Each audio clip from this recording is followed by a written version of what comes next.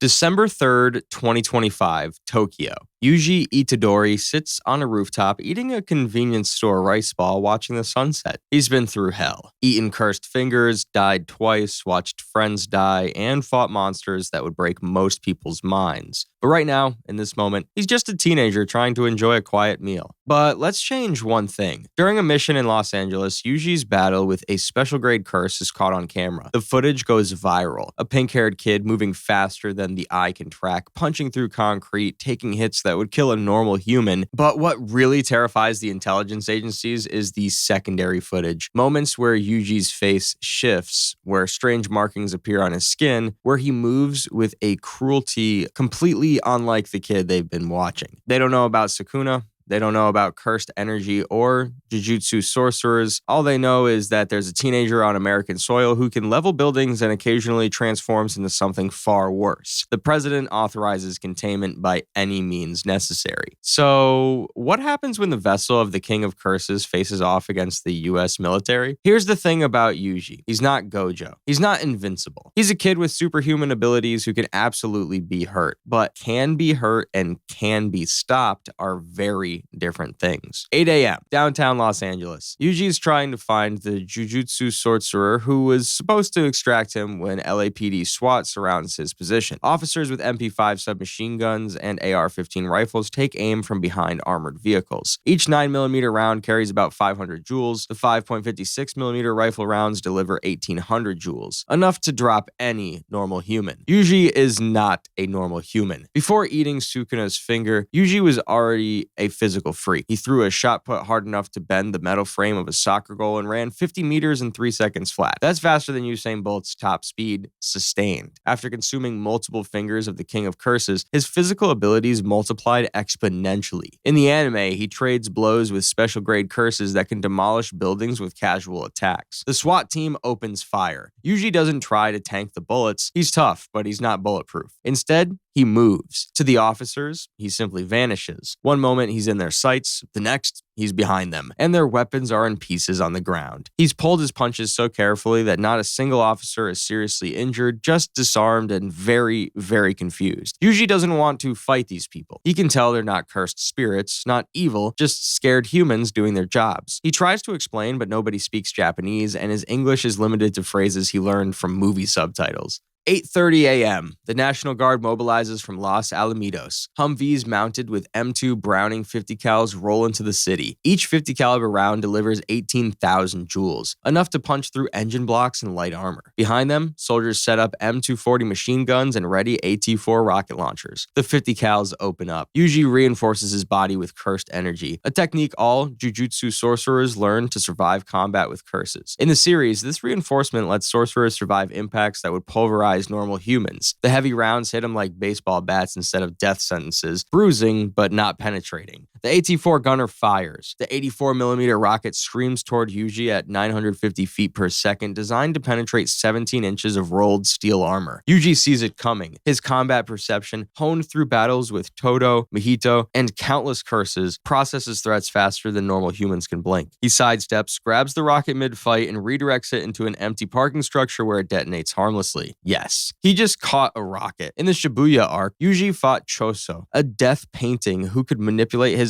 own blood into high-pressure attacks, and kept pace despite being outmatched in technique. Raw physical ability has always been Yuji's greatest asset. 9 a.m. Apache helicopters arrive from San Diego, each carrying 16 AGM-114 Hellfire missiles. The shaped charges create jets of molten copper at 25,000 feet per second, reaching temperatures of 5,000 degrees Fahrenheit. Yuji looks up at the helicopters and makes a decision. He can't keep dodging forever, and these weapons are getting stronger. Time to go on offense. Carefully. He grabs a chunk of concrete rubble, reinforces his arm with cursed energy, and throws. The concrete crosses the distance to the lead Apache in under a second, punching through the tail rotor assembly. The helicopter auto-rotates down, its crew surviving, but out of the fight. Yuji repeats this process 4 more times in the span of 10 seconds, disabling helicopters with thrown debris before they can launch their missiles. For reference, in the anime, Yuji's punches generate enough force to crater concrete walls and launch special-grade curses through multiple floors of buildings. Throwing debris at aircraft is actually being gentle for him.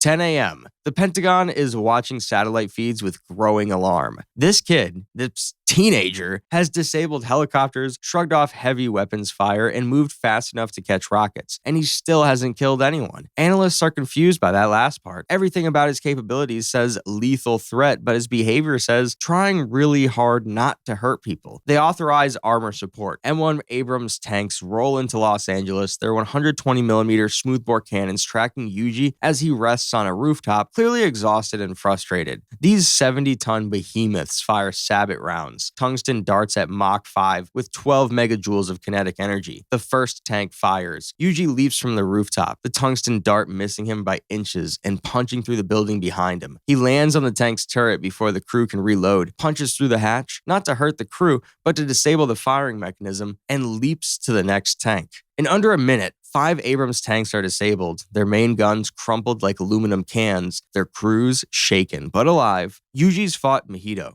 a curse who could reshape human bodies with a touch. Disabling machines without killing the people inside them is child's play by comparison. 11 a.m. F-22 Raptors scramble from Edwards Air Force Base. 8 fifth-generation stealth fighters carrying AIM-120 AMRAAM missiles engage from beyond visual range. The missiles close at Mach 4, their 40-pound warheads designed to shred aircraft. Yuji can't fly. He can't outrun Mach 4 missiles in open ground. For the first time today, he's actually in danger. Then something shifts. Black markings crawl across Yuji's face. His expression changes. The desperate teenager replaced by something ancient and amused. For just a moment, Sukuna surfaces. The King of Curses doesn't bother dodging. He raises one hand, cursed energy condensing into a single point, and slashes downward. Dismantle. An invisible blade of cursed energy extends outward, cutting through everything in its path. All 8 missiles split in half simultaneously. Their warheads separated from their propulsion systems, their guidance packages sliced into ribbons. The debris rains down over Los Angeles like metallic confetti. In the anime,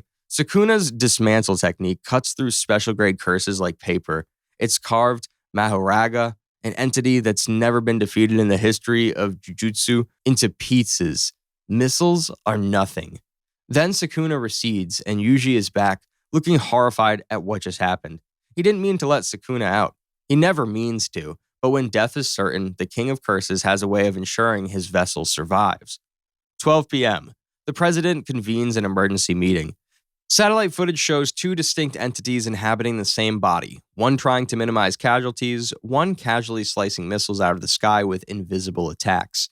The Joint Chiefs have no idea how to process this information. Someone suggests the GBU-57 massive ordnance penetrator, 30,000 pounds of bunker-busting explosive, 11 tons of TNT equivalent. Someone else points out that if they're wrong, if that thing inside the kid decides to fully manifest, they might be dealing with something far worse than a pink-haired teenager. They're right to be afraid. At full power, Sukuna destroyed Shibuya, a densely populated district of Tokyo, just by opening his domain for a few seconds.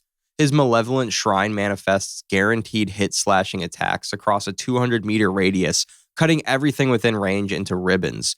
Buildings, people, other sorcerers, it doesn't discriminate. If the military forces Yuji into a corner where Sukuna fully emerges, Los Angeles won't survive. 1 p.m. A helicopter approaches with a white flag. On board is a translator and a representative from Japan's Ministry of Foreign Affairs who've been frantically trying to contact American authorities all morning. They finally explain what Yuji is. Not a weapon, not an invader, but a jujutsu sorcerer who accidentally ended up in the wrong country while fighting invisible monsters that ordinary humans can't perceive. Also, they strongly recommend not pushing him any further because the thing inside him is much, much worse. 2 p.m. Yuji is sitting in a secure facility, eating every snack the vending machines have to offer while diplomats sort out the international incident. He's covered in bruises, exhausted beyond belief, and genuinely apologetic about the property damage.